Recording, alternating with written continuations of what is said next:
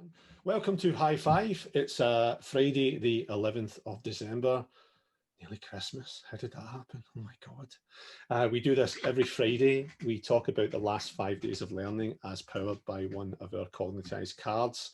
And last week's nomination was made by Sarah Rudder, who nominated, as she called it, Badass Beth Mardon was what she said, which was an awesome description. We just had to discover more about Beth. So welcome along. How are you?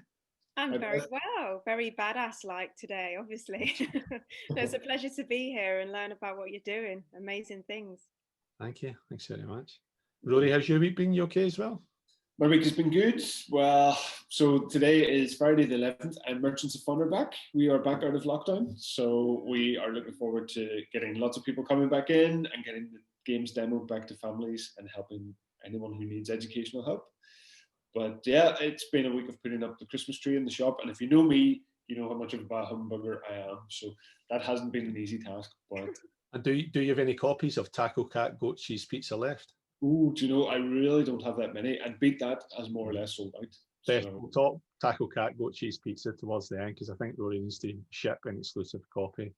Really, yeah. Oh, That's exciting. Awesome. You may have seen it was on this morning a couple of weeks ago being reviewed by Philip and Holly. And they reviewed a couple of games and it's just gone crazy since that. So we've been delighted with the reaction. Yeah, that has an instant marketing and PR effect, doesn't it, being on that show? So well done. Brilliant. So how would you describe yourself and what you do? What would you say so we can understand? How would I describe myself? Well, I'm a mentor, a marketing consultant, and a stylist. And I focus on working with people, businesses, and brands with heart. And by that, I mean they put purpose beyond profit and they like to make a difference to people, the planet, make a difference as well as a living, I say. So it feels good to use all those skills towards trying to make positive change and helping my clients make positive change. So I would say I'm driven and passionate and kind and caring, but I also run 3 businesses, so I just kind of use all of that and my kinder traits to make things happen. Beautiful. So well aligned to everything that we buy into and we believe in and what we do here as well. It's brilliant. Yeah, definitely. Yeah. So what was your thoughts when you got a little message on LinkedIn last week that said nomination for something to do with coloured cards? Oh, it's just right up my street, to be honest. That's like a little bit spontaneous, very inviting, different, and yeah, totally aligned with the act of kindness that sort of follows through everything that you do. So if I can learn new things, because every day's a school day after all, and then pass it on, importantly, that's what I'm all about. So every day is indeed a school day. I'm going to try and have a card for every catchphrase we use during the call. I think we really do. That's amazing. Look at that serendipity for you. Absolutely. So we don't know what cards you chose because we sent you a copy of the digital downloads. So I wasn't sure which cards you would go for. And I don't know who you've nominated or which cards you're going to choose for them. Yeah. So in High Five, we normally do the last 5 days of learning and then get you to tell your story of what you've really been doing in the last week with the card that you selected. So let's get you to pick your card first of all, and Rory and I will scramble about and try and find the card in front of us. So the card I've picked is Be a Rainbow. Right at the top of my pile. Sorry, I win this week. Yay! It's probably not surprising.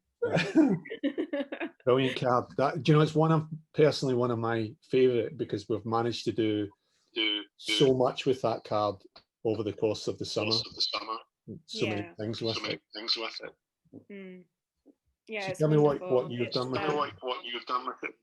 Well, I'm continuing to do it, but for me, I live that way anyway, and I think that way anyway. I even last year held a talk at Google headquarters called Be More Rainbow. Wow. So I was actually really drawn to it for that reason, because it's a way of thinking for me, being rainbow-like, standing out, being different, eye-catching. I mean, marketing is all about that, but For me, it's about applying that mindset to my mentoring clients, especially, and the styling clients too. Um, a lot of the people that I work with are afraid to stand out. So if I applied it to styling, a client recently said to me, I love that you wear bright colors. I love that you wear hats. I wish I could.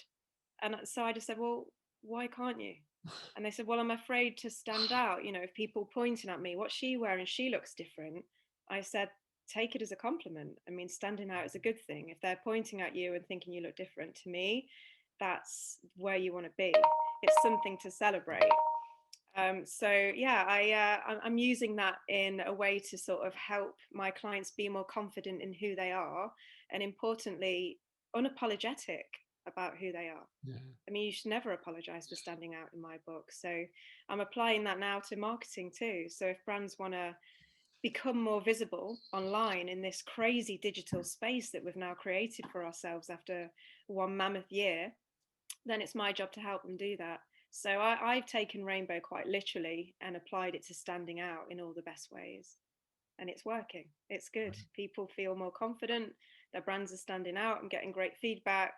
And I feel better for it too. So thank you. It's doing good things. Be more rainbow, everyone. We come on to the call just now. I went in the house and I put my hat on and I changed my shirt into my Christmas shirt because I bought it. And there must have been something in my energy that said, go and put your Christmas shirt and your hat on before you do this call, Scott. And I'm still just exactly. I'm usually dressed like a hobo on Friday on this, so it's well, there's a t-shirt story in this story. I think it'd be interesting to tell Beth and anyone watching this. So over the summer I took a little holiday for a week and a half, 2 weeks. I was supposed to be away on holiday and we couldn't go on holiday. And we're still doing the Cognitize Connect sessions. And I asked Rory if he would host it for me. And I had observed in every one of the sessions that he had worn a shirt. But I had a gut that he was wearing the shirt for everyone else and not wearing it for himself. Aww. And I just had do you remember the conversation we had, Rory? I think I do, yeah. Where we talked about why.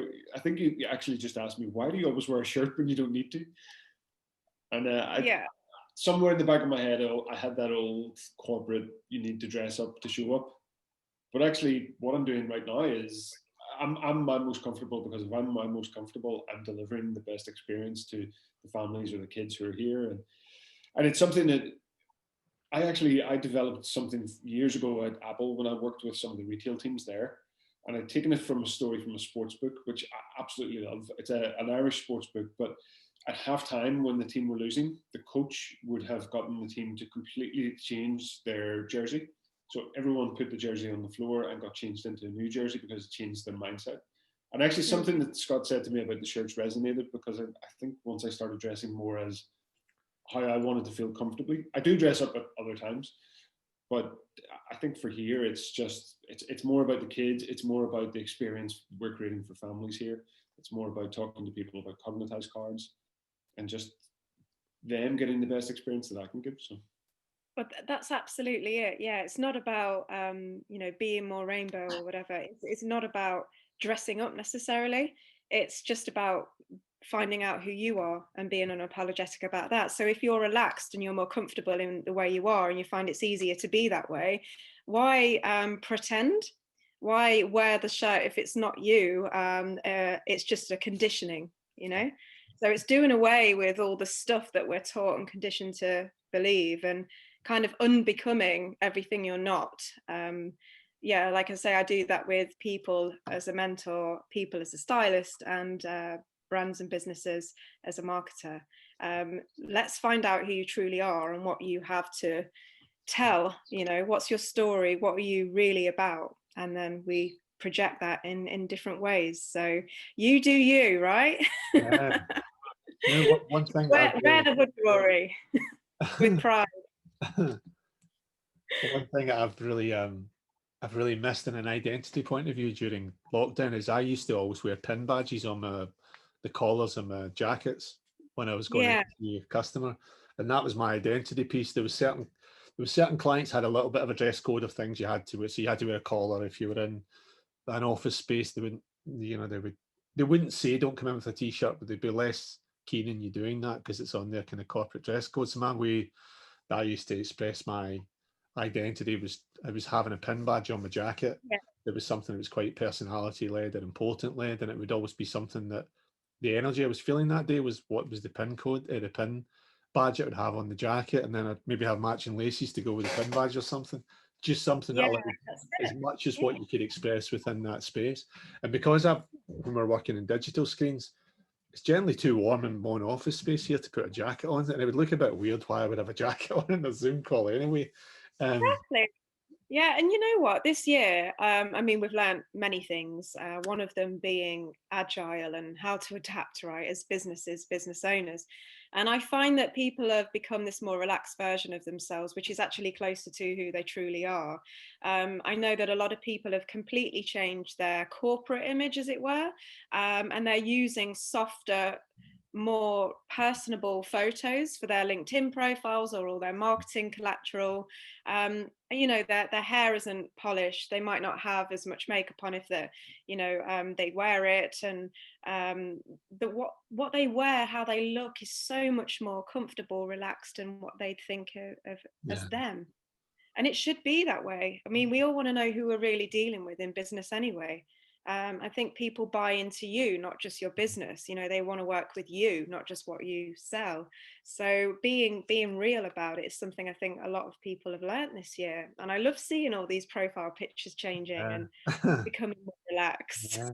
Makes a big It's difference. fantastic. I know.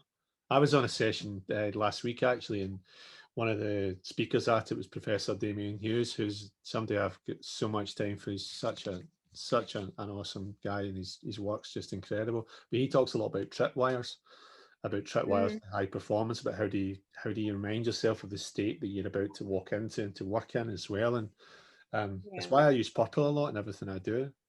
Purple's the color for me that means creativity and the space that I want to work in. So the common reaction that I get when I've got this background is, oh, it's Christmas time at the moment, but it's like this every day of the year, because the purple color is something that's symbolically important to me, is something that's a feature of me being me, or my business being my business, rather than it just being any business. It's got a focal point to it that is about making that difference through kindness and creativity about the way that you do things. And that's the color that reminds me of that presence that you're doing in Yeah. things as well. So I think I'm really interested and love to chat more actually about the kind of design element and the styling element of things that go into all of that, because I do think as creators of training content as well, there's Mm, I think there's far more importance than what people perhaps give it credit for, as curation as well as creation, about curating the right content. yeah. Like the best musical albums that have ever been created, they haven't just been created, they've been curated by some brilliant producers. I mean, That's you wouldn't right. have Yeah. Sergeant Read a lot. Pepper's without George Martin deciding the order of the tracks. Yeah, Do you know exactly. It's a designed experience, isn't it? it? And that's also something to be catapulted into the future, that will take out of 2020. Those curated experiences we're craving. I mean, I know we're all craving, in the majority, physical interaction, which I do think will happen next year eventually. But our habits and the way we consume content has now changed forever. But it's getting swallowed, you know, because there's so much of it, and we've all shot forward into a digital world, and we've had to once again adapt and go online, and that's been successful for some, not for others. But now we have a crowded landscape in terms of virtual and digital experiences. So people want more now, don't they? They want to feel something. They want to be pulled into a space, which you guys are demonstrating brilliantly, by the way.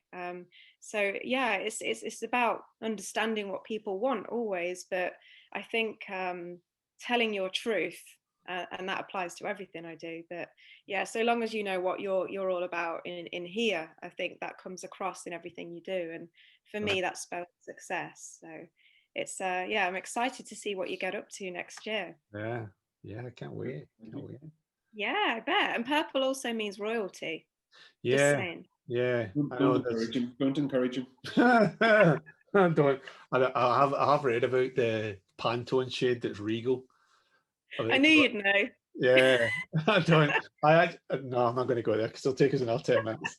Don't let me. So listen, what we do every week, Beth, is we take the card and you pick the card, and I love the I loved it. Not knowing is the biggest part of curiosity for me. That anticipation of not knowing what that person's going to have done with that card and the stories they're going to tell us. It allows Rory and us to hopefully demonstrate good listening to hear, you know, yourself and any else that come on to tell us their story, so we can learn so much more about you. But also the curiosity of not knowing where you're going to take us next.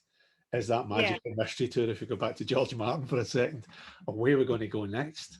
So I'm going to ask you to tell us what card you've picked and who you've nominated, please, if you would. Yeah.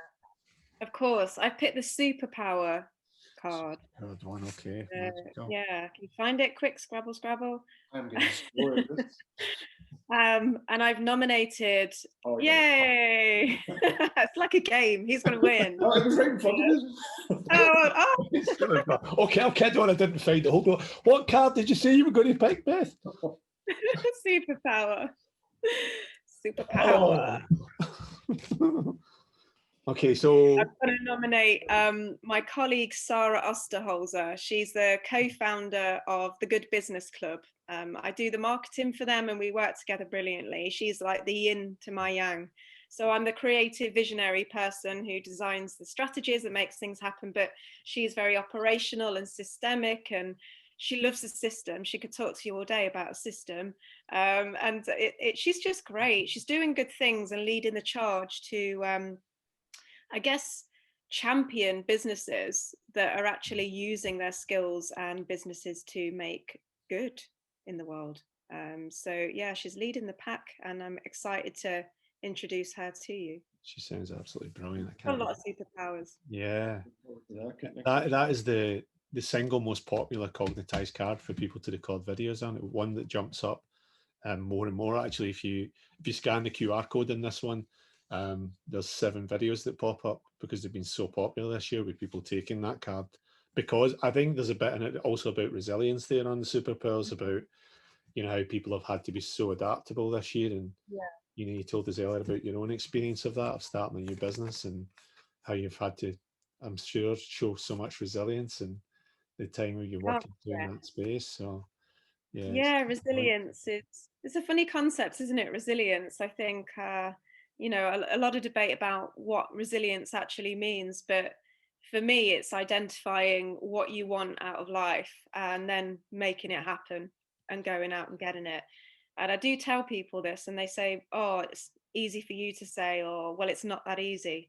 And I say, no, it's not easy. But isn't it worth it? If it's what you want, isn't it worth it? Yeah. You guys know that. So yeah, it's resilience is actually having the goal to make it happen, right? And stick with it as well, and consistently adapt. And if the punches are thrown, you get back up, right? Yeah, come back with a vengeance. Absolutely. Especially this year, and we've seen some great examples of it. So yeah, I bet. Yeah, I'm gonna have to trawl through all of your videos because I love the ones on Be a Rainbow. There's something so beautiful and innocent about it all as well. But yeah, very inspiring to see real people out there just sharing similar mindsets and spreading good. Yeah. Great. Keep it up. Yeah, thank you. And thanks for making time to chat to us as well. What's a really busy schedule for everyone at the moment, rolling into Christmas time as well. Really appreciate it. Always got time to be kind.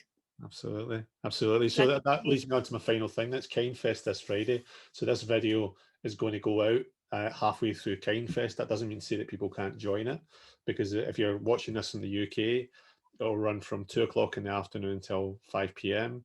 And then the second session runs from 5 p.m. until 8 p.m. So this will go out in the break just between those two festivals of kindness. So if anyone hasn't got their ticket yet, please go and do that. We might even put this video out in advance of Friday in the relation to kindness and everything that you've mentioned in your story as well anyway. But regardless, I really appreciate you making time to come along to chat to us. We'll finish with a high five. Thank you very much. Oh, I get a high 10. Double high fives. Okay, thank you. High five. Thanks, Beth. Pleasure to meet you.